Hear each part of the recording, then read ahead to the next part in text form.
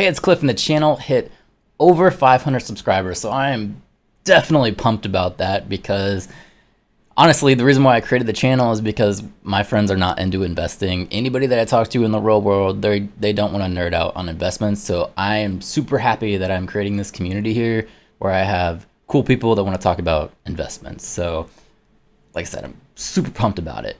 But that's not what this video is going to be about. This video is going to be about what I am currently investing in. Now, I will have a bag of other things outside of this, but this is just what I'm currently putting money in month over month. So let's go ahead and bring that up. Starting from least risky to risky investments. We're going to go with starting with my 401k. And I had a comment in one of my YouTube videos. I don't remember which one it was, but there's a guy in there who thought that the US dollar is going to zero and you shouldn't be investing in the S&P 500 because it's all going to collapse, which may be true, might be one day, but if the S&P 500 index collapse, I'm going to have a lot bigger issues than me investing into this fund. So yeah, I'm gonna keep doing traditional investments, even though I do like crypto. I'm a crypto guy, but I'm not really into this whole the America's collapsing and the dollar is going down. So that's not me. So 401k. 60% of what I invest in my 401k is going to be the S&P 500 index. It's a moderate investment. It's usually pretty stable. It doesn't fluctuate too much, and it's gradual gains. I consider this pretty safe. And for your 401k, if you do not know, you can invest 20.5k into that a year. It was recently raised for this year. That's my dog in the background. He has itchy ears, but hopefully that's not too much of a distraction. But anyway, for my 401k, just the 401k, I invest 60% of that into the S&P 500.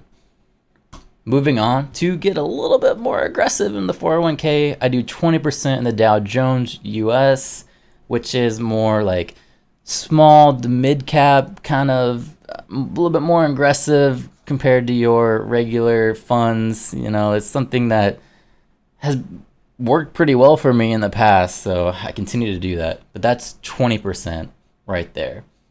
And then for the additional 20% of the 401k, I do this Msci index fund, which is just a international fund. So you have companies like Sony, you know, stuff like that you can kind of throw in there as well. You know, I don't do too much international. Actually, this is the only international that I really do, because I consider most US funds, or US stocks rather, they're overseas as well. Like take like Coca-Cola. If you're invested in Coca-Cola, well, they're drinking Coca-Cola over in China or wherever else. So I figure you're pretty much good. I'm just not big on international, besides this 20% here just in the 401k. And then moving on from that, go to a Roth IRA, because we're still working on this tax advantage space while we can. Might as well. I'm a young guy, you know, I want to definitely save as much as I can on taxes while it's still possible. So for my Roth IRA, the entire thing I invest in VTSAX. It's just easy, it's a simple fund, and it's served me really well. So I just keep doing it. Moving on to get a little bit riskier. This is something I dollar cost average into pretty much every week, is Bitcoin. Which some of you might think, oh, Bitcoin's like the blue chip of crypto. It's not really risky. Sure, but we're gradually getting a little bit more risky as we go. So I do about $150 to $200 a week, probably in Bitcoin, and the returns year over year have been really well for me. If you look at like a 11-year cycle of Bitcoin and you look at it year over year, the returns are insane. Way better than the like the S&P 500 index that I showed you, way better than VTSAX. Bitcoin's just done remarkably well. So it's something that I hold to be a little bit diversified as well, you know, to get all my bases covered. Now, this is what I am moving into, and it's a little bit more risky. and I've kind of talked about it a little bit more in some of my videos, but I've been dollar cost averaging into Cosmos. And I've been looking for a price usually around, I've bought from like $26 as high as like 28, but I'm usually looking for around 26 to 27, maybe 27.50 is where I'm trying to dollar cost average in. And I buy about $100 worth a day. And my goal for this is that I want to stake Atom. So I'm slowly dollar cost averaging into it with the point that I would like to get 10 Atom that I'm staking, and I think that will help me qualify for a lot of these airdrops that are coming out. So I'm kind of building a portfolio around all this Cosmos network stuff, and what is included in that is OSMOs, which I'm holding a little bit of that as well, SCRT, or Secret. I'm eventually going to get into this once I have a good Atom bag.